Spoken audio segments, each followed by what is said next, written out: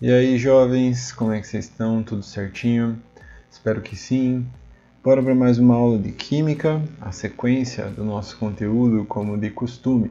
Hoje o assunto é polaridade de ligações e também polaridade de moléculas. Quando os átomos fazem ligação química do tipo covalente, ocorre o compartilhamento de elétrons por esses átomos. Naturalmente, átomos de elementos químicos diferentes apresentam eletronegatividades diferentes. E essa diferença de eletronegatividade entre os elementos faz com que um átomo atraia mais os elétrons para perto de si. E, consequentemente, faz com que alguns átomos fiquem com seus elétrons mais distantes deles, certo? Esse efeito, essa propriedade, pode gerar uma polaridade na molécula. No caso, os elementos que são bastante eletronegativos, que puxam os elétrons para perto deles, acabam deixando a molécula, acabam deixando aquela região da molécula carregada negativamente. E, consequentemente, a outra região da molécula fica carregada positivamente, visto que os átomos dessa região estão tendo seus elétrons puxados por um outro átomo mais eletronegativo do que eles. E é essa polaridade gerada que pode fazer com que algumas moléculas interajam muito bem entre si. O polo positivo de uma molécula com o polo negativo da outra molécula. Normalmente, a gente usa a cor vermelha para representar uma região com elevada densidade eletrônica, ou seja, uma região com elementos muito eletronegativos, e usamos a cor azul para representar uma região de baixa densidade eletrônica, uma região que tem átomos com baixa eletronegatividade, certo? Então aqui nesses modelos de compostos de geometria tetraédrica, a gente tem essa polaridade bastante evidente, certo?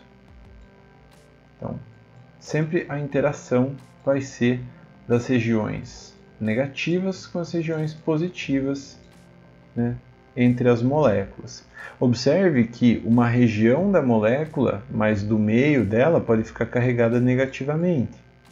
O que é interessante que a gente vai estudar hoje é da onde que vem essas diferenças de carga, né, essas polaridades que podem ser geradas. E o que acontece quando a gente combina as diferenças de eletronegatividades dos átomos. Então vamos lá.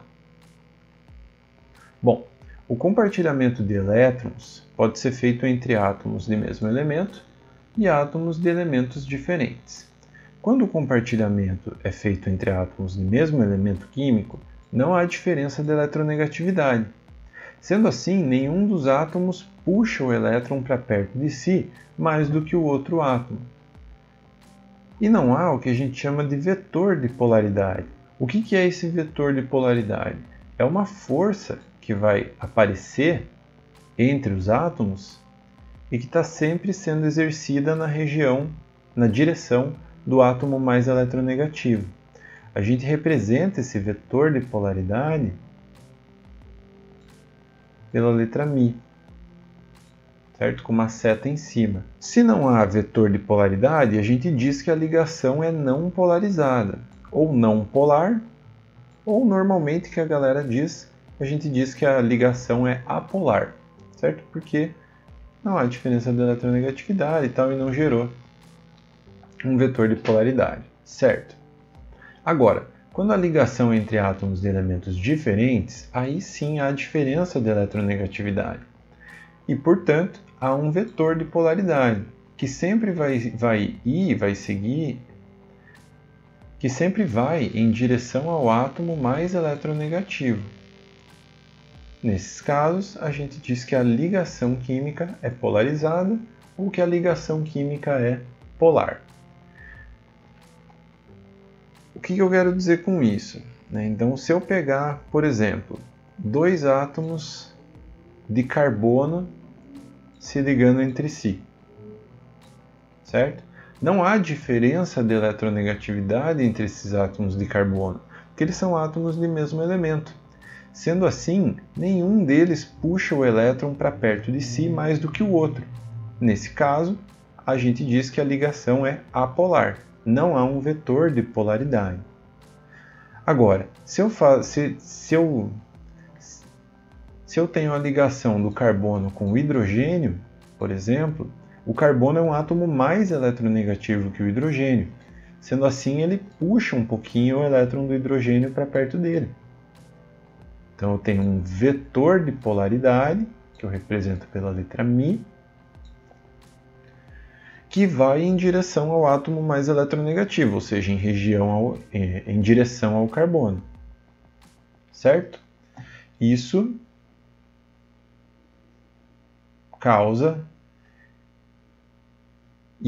vai gerar a polarização da ligação, vai gerar uma ligação polarizada, uma ligação polar.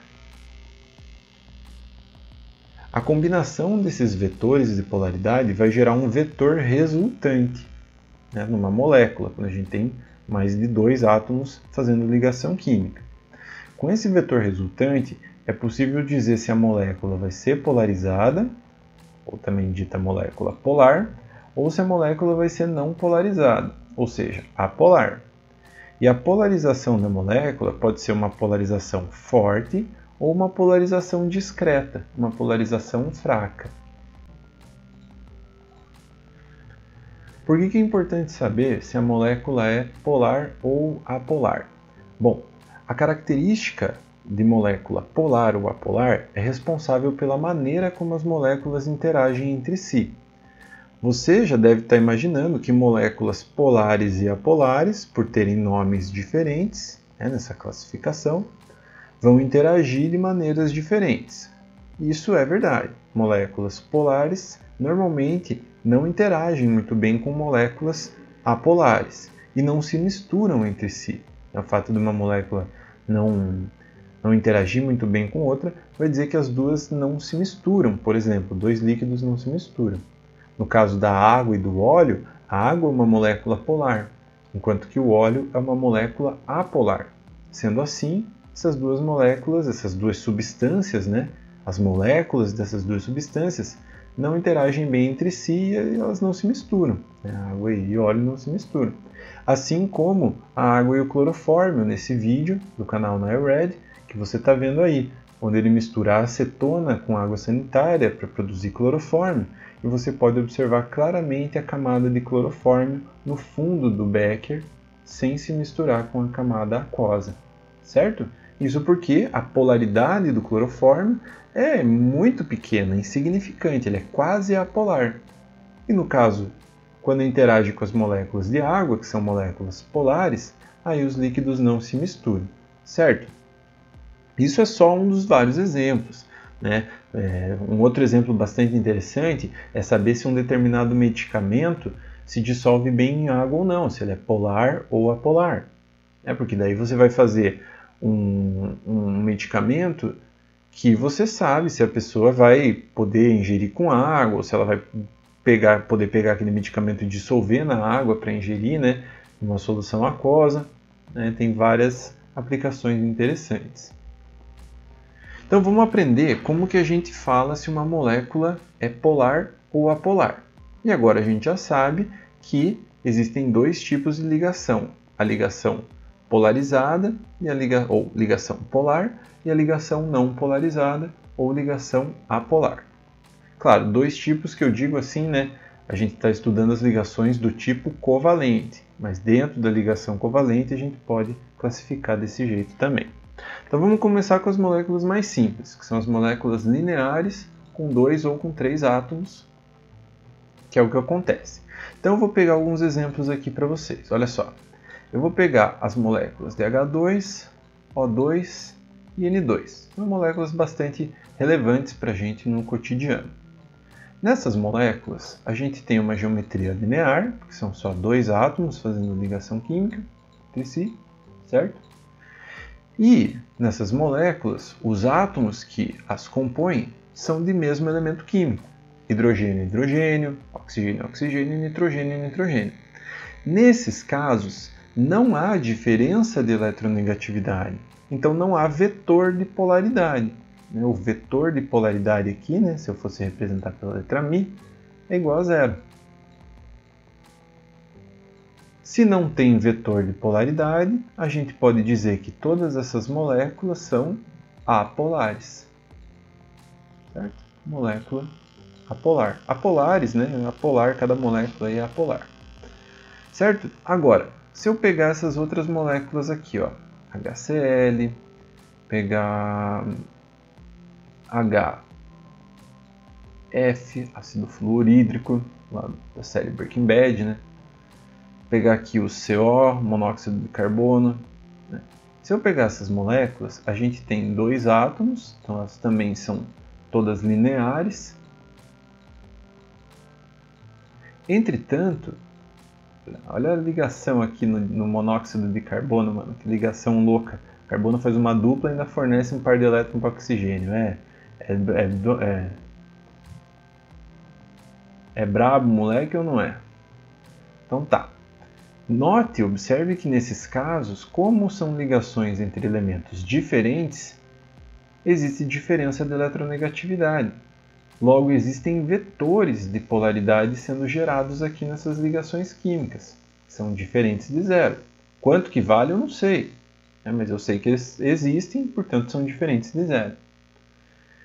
E o vetor de polaridade sempre vai em direção ao átomo mais eletronegativo, certo? Então aqui, ó, vou representar. Cuidado, não confunda aqui, né? Vou até representar essa ligação química covalente dativa aqui com uma cor diferente, né? Para você não se confundir, vou fazer ela aqui embaixo, né? Para você não se confundir com o vetor de polaridade que eu desenhei ali.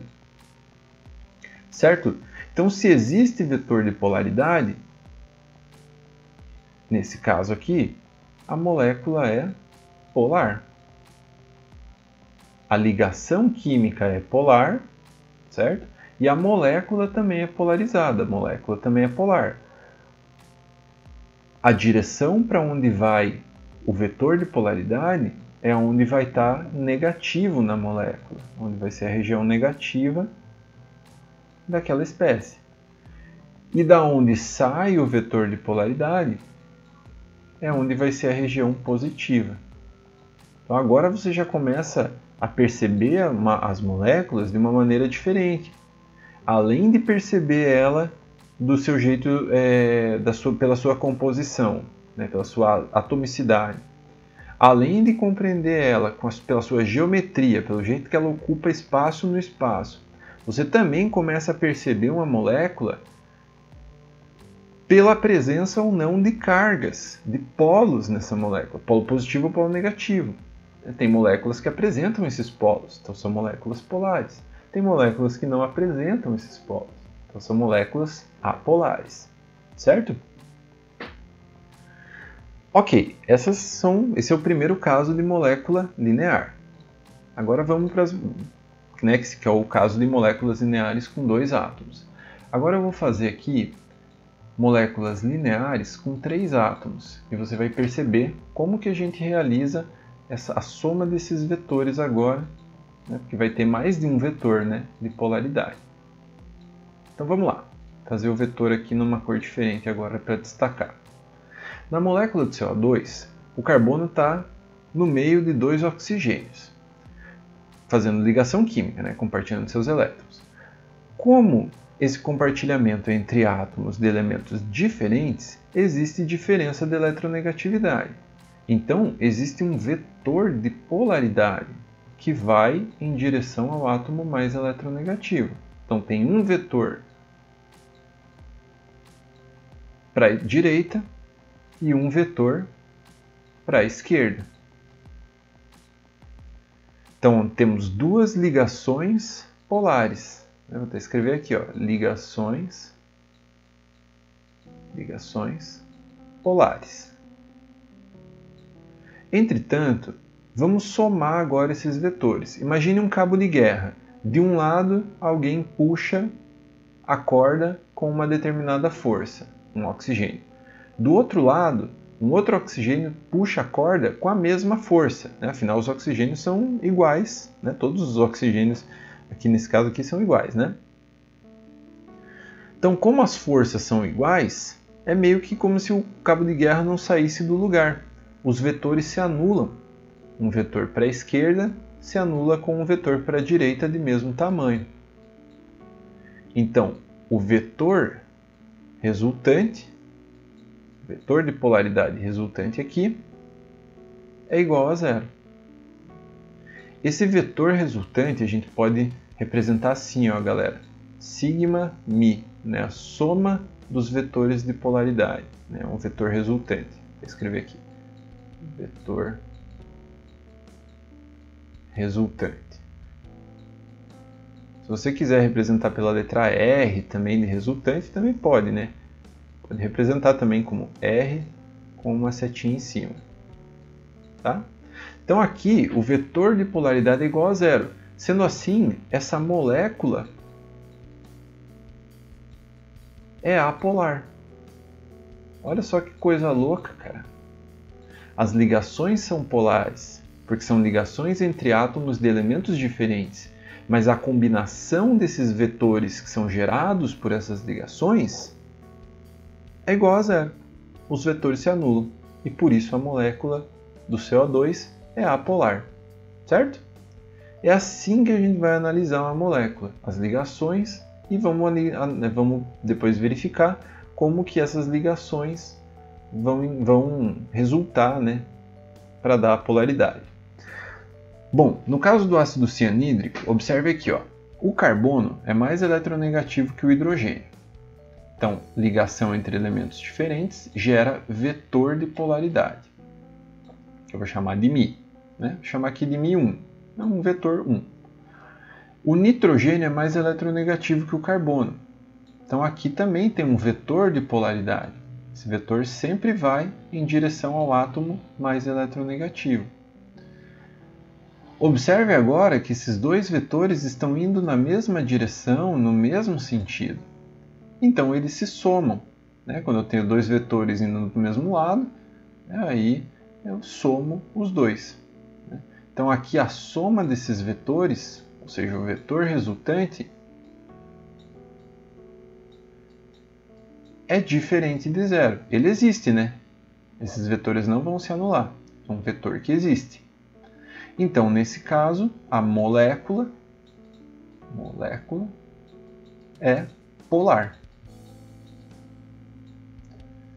Molécula polar, porque os vetores de polaridade que foram gerados na ligação química não se anulam entre si. Para onde vão os vetores de polaridade é a região negativa da molécula. De onde sai o vetor de polaridade é a região positiva. Então, na molécula de ácido cianídrico, o nitrogênio é fortemente carregado ali com uma carga parcial negativa. É muito eletronegativo. Já o hidrogênio, coitado, está com uma carga parcial positiva, né? O elétron dele está sendo puxado muito lá pelo outro lado da molécula. Ok? Então, resumindo aqui basicamente essa ideia. Se os átomos das pontas forem iguais, certo? A ligação pode ser polar, mas a molécula vai ser apolar. Se os átomos das pontas forem diferentes, a ligação vai ser polar e a molécula também vai ser polar, ok? Essa é a regra para a molécula linear com 3 átomos. Moléculas angulares. Essa eu tenho uma notícia boa para vocês. Todas as moléculas angulares são polares, certo? Todas as moléculas angulares são polares. Por quê? Observe no caso da água que a gente tem um ângulo formado aqui, né? Estou destacando em verde. E como a ligação é entre átomos de elementos diferentes, existe diferença de eletronegatividade. Então existe vetor de polaridade indo em direção ao átomo mais eletronegativo. Isso aqui para mim é bastante evidente. Se a gente tem dois vetores de polaridade chegando no oxigênio, fica muito evidente que essa é a região negativa da molécula. O oxigênio é um átomo muito eletronegativo. Já a região que tem os hidrogênios é a região que vai ficar carregada positivamente na molécula. Por isso que a água é polar. E as moléculas de água interagem sempre da seguinte forma. Os hidrogênios, vou apresentar um tracinho, né? Os hidrogênios interagem com os oxigênios das outras moléculas. Ó. Sempre vai interagindo hidrogênio com oxigênio. Por quê? Porque o oxigênio é a região negativa da molécula de água. E o hidrogênio é a região positiva da molécula de água. Positivo com negativo se atrai muito bem. Certo? Então a água é uma molécula polar também. A próxima. Ai, caramba. Aí, foi. Dióxido de enxofre. Esse aqui eu vou desenhar. Ó. O enxofre no meio, um oxigênio para um lado e um oxigênio para o outro. Uma ligação pode ser uma ligação covalente dativa. Né? E um par de elétrons aqui livre. No caso da ligação covalente dativa, se você preferir, pode trocar ela por uma ligação dupla, tá? Se você preferir, pode fazer assim, ó. Tá certo também. Bom, agora como que fica nessa molécula os vetores de polaridade? Vamos fazer aqui numa outra cor. Vou pegar o laranja. Os átomos de oxigênio são mais eletronegativos que o átomo de enxofre. Então eles puxam os elétrons do enxofre para perto deles. Certo? Geram vetores de polaridade.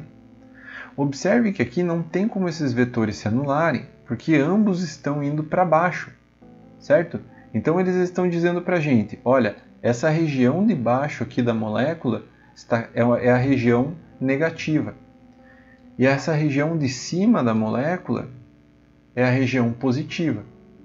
Porque para onde vai o vetor resultante é a região negativa. E de onde sai o vetor é a região positiva da molécula. Então, ligações polarizadas e molécula polarizada também. Mesmo o ozônio, que é uma molécula que apresenta ligações não polarizadas, né, porque são ligações entre átomos de mesmo elemento químico, apresenta uma polaridade discreta, mas apresenta, né, justamente por causa da geometria dessa molécula que é angular. Todas as moléculas angulares, por natureza, são moléculas polares. Tenta guardar isso, deixar anotado aí no seu caderno, que essa é uma informação que ajuda bastante na hora de decorar essas coisas e de estudar isso. Beleza? Vamos para a próxima. Moléculas trigonais planas. Tem duas possibilidades aqui. Observe na estrutura do formaldeído, também conhecido como formol, ou o nome oficial dele é metanal, que a gente tem três elementos diferentes, certo? O carbono é mais eletronegativo que os hidrogênios, então ele puxa os elétrons do hidrogênio para perto dele. Então a gente já tem vetores de polaridade indo em direção ao átomo de carbono, indo para cima aqui, né, na molécula. Além disso, o oxigênio é mais eletronegativo que o carbono. Então ele puxa os elétrons do carbono para perto dele também, gerando mais vetores de polaridade. Observe como tudo aqui está fluindo para cima. Né? Esses vetores estão todos indo para cima em direção ao oxigênio. É por isso que a região onde está o oxigênio é negativa e a região onde estão os hidrogênios é positiva, certo? Porque a soma dos vetores de polaridade, ou seja, o vetor resultante, é diferente de zero. Nesses casos, a molécula é polar. Beleza? Ó, observe aqui, né? Sempre em direção ao átomo mais eletronegativo. Você tem que fazer setinha por setinha. Pô, é chato?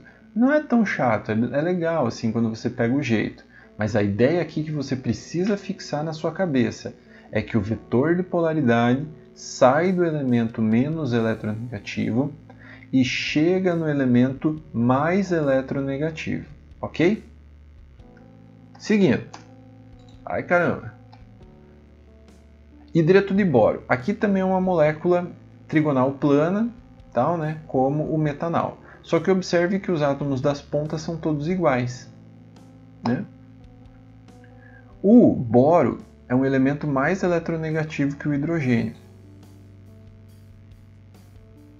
Então ele puxa os elétrons do hidrogênio para perto dele. E nesses casos, por meio, claro, né, de trigonometria e tudo mais, lei dos cossenos aqui para resolver, é possível perceber que a soma dos vetores de polaridade aqui é igual a zero. Eu não vou deduzir essa equação agora e não vou deduzir o porquê que isso acontece. Mas eu queria que você guardasse aí com carinho a seguinte informação. Numa molécula trigonal plana, quando todos os átomos das pontas são iguais, a molécula é apolar. Os vetores de polaridade se anulam entre si, certo? Ou seja, o vetor resultante é igual a zero. Veja, as ligações são polares, mas a molécula é apolar, porque a combinação dessas ligações polares vai gerar a anulação dos vetores de polaridade, ok? O que eu gostaria assim, de dica, né, para vocês pegarem esse esquema. Vou pegar aqui, ó. Como eu falei, né, se todos os átomos das pontas são iguais, a molécula é apolar. Se pelo menos um átomo das pontas é diferente dos demais, pode crer que a molécula é polar. Tenta guardar essa informação aí na sua cabeça. Aqui eu deixei, né, uma imagem, só para você ver uma aplicação, né, do hidreto de boro. Ele é usado para converter alcenos em álcoois, por exemplo, e converter também alcinos em aldeídos. Ok? Muito bem. E por fim, as moléculas piramidais. Essa daqui também é super fácil. Pode deixar anotado aí no seu caderno. Moléculas piramidais sempre serão moléculas polares, ok? Por exemplo, o caso da amônia. Essa aqui, cara, tem que saber mesmo assim, né? O nitrogênio puxa os elétrons do hidrogênio para perto dele. Ah, como é que você sabe? Porque eu sei porque eu estudei, pô. Eu sei que o nitrogênio é mais eletronegativo que o hidrogênio. Então, os vetores de polaridade vão em direção ao nitrogênio. Observe como aqui todos os vetores estão indo para cima, todos eles estão indo em direção ao N. Então o N é a região negativa da molécula de amônia. Observe a cor vermelha aqui representada. E a região que tem os átomos de hidrogênio, a base da pirâmide, é a região de carga positiva na molécula de amônia. Observe a corzinha azul aqui representada. Então as moléculas de amônia vão sempre interagir assim, né? O N interagindo com H. Aí cada H interagindo com um N. Né? É assim que elas vão interagir, por causa dessa polaridade que é gerada na molécula. O tricloreto de fósforo também, PCl3, é parecido com a amônia, né? Também apresenta geometria piramidal. Só que note que aqui os vetores de polaridade vão em direção aos átomos de cloro. Então aqui você percebe que sim, existe um vetor resultante. A soma desses vetores dá um número que é diferente de zero. Só que todos eles vão para baixo da molécula. Então aqui a base da pirâmide é a região negativa. E o fósforo é a região positiva da molécula. Tá bom? Mas é só decorar, só deixar aí guardado, anotado, que moléculas piramidais sempre serão moléculas polares, ok? E é isso. Olha só que legal, já foi. É claro que tem mais coisa, né? Mas eu não quero deixar essa aula tão pesada para vocês, né? Já é um assunto meio louco, você precisa ter muita imaginação. Sendo assim, a gente encerra por aqui agora, né? Como resumo, a gente viu então hoje que existem ligações polarizadas e ligações não polarizadas. O fato dela ser polarizada ou não polarizada depende da diferença de eletronegatividade entre os elementos. Essa diferença de eletronegatividade vai gerar vetores de polaridade. E a combinação desses vetores gera o vetor resultante. Se o vetor resultante é igual a zero, a molécula é apolar. Aqui é soma, né? Se o vetor resultante está diferente de zero, a molécula é polar. E para onde o vetor resultante aponta é a região negativa da molécula, certo? E é claro, essa polaridade pode depender, e vai depender também, né, da geometria molecular. Beleza? Então é um conteúdo bem assim, né? Precisa imaginar, não é tão atraente, né, para estudar assim puramente, mas vocês vão conseguir, eu tenho certeza. Para vocês aproveitarem o resto da aula, tentem fazer os exercícios, leiam a apostila ali, né, que fala sobre essa parte de polaridade, e logo mais a gente se vê no nosso encontro ao vivo, beleza? Eu vou ficando por aqui, valeu, é nóis, fui!